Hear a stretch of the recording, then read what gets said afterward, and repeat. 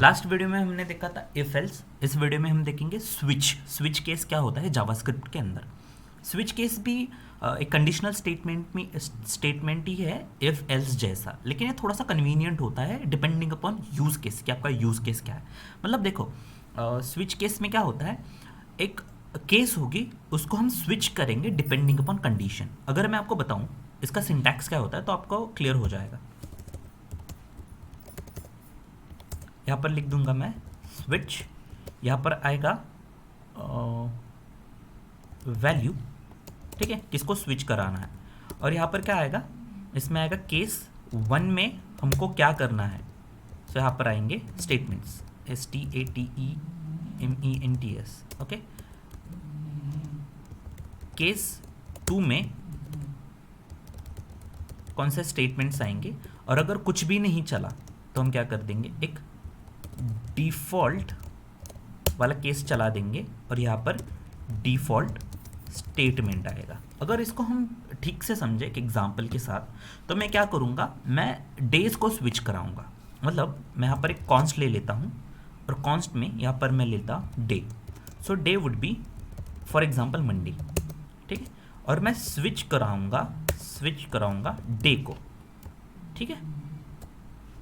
मैं स्विच कराऊँगा डे को, ऐसा होता है ये, माय बैड, यहाँ पर ब्रैकेट होता है,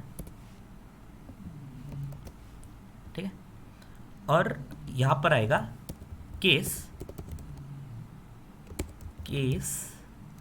अगर तो वो मंडे है तो आप क्या कराओ, आप लॉक करा दो कि दिस इज मंडे, ठीक है। केस अगर तो ये ट्यूसडे अगर है तो हम क्या कराएंगे, इसको हम बोल देंगे दिस इज ट्यूसडे, ठीक है।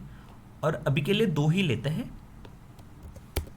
हम एक डिफ़ॉल्ट केस चला देंगे।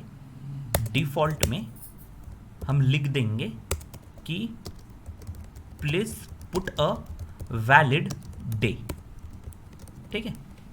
वैलिड डे मतलब क्या है, अगर ये मंडे नहीं है, ठीक है, मंडे नहीं है, या फिर अगर यहाँ पर हम ट्यूसडे करते हैं, अगर ये ट्यूसडे भी नहीं है, यहाँ पर हम कुछ और अलग ही ले लेते हैं जो कि केसेस में है ही नहीं, तो वो क्या करेगा, डिफ़ॉल्ट केस को रन कर देगा।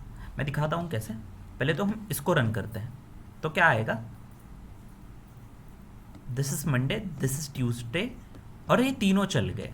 एक यहाँ पर होता है कि हमें ब्रेक भी लगाना पड़ता है, माय बैड आई फॉरगॉट, यहाँ पर मैं ब्रेक लगा देता हूँ ताकि क्या हो जाएगा, आपको ये भी समझ में आ गया मुझे, like I don't have to record this again, कि अगर मैं ब्रेक ना लगाऊँ तो क्या होगा, आपको समझ में भी आ गया।